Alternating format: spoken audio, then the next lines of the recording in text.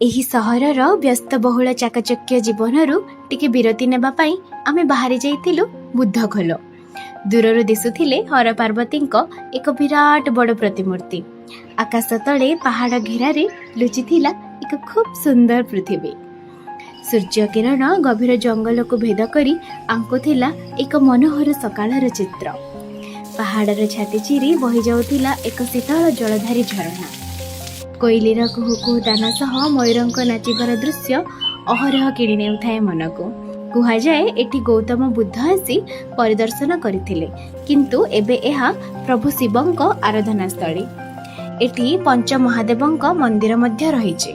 ନୀତି ସକାଳେ ପୂଜାରୀ ଆସି ବିଧି ହିସାବରେ ପୂଜା ଅର୍ଚ୍ଚନା କରିଥାନ୍ତି। ପ୍ରଭୁଙ୍କ ସାନ୍ନିଧ୍ୟ ପାଇବା ପାଇଁ ଭକ୍ତମାନେ କାହିଁ କେତେ ଦୂରରୁ ଆସିଥାନ୍ତି ବୁଦ୍ଧଖୋଲ। ପ୍ରାକୃତିକ ସୌନ୍ଦର୍ଯ୍ୟରେ ଭରା ଏହି ସ୍ଥାନ ଟାଣି ଆଣେ ଅନେକ ଦର୍ଶକଙ୍କୁ, ଆଉ ପ୍ରତି ବଦଳରେ ଯାଚି ଦିଏ ସ୍ନେହ, ପ୍ରେମ, ଶାନ୍ତି ଓ ପ୍ରୀତି। ତ ଭିଡିଓଟି ଭଲ ଲାଗିଲେ do like, share and subscribe.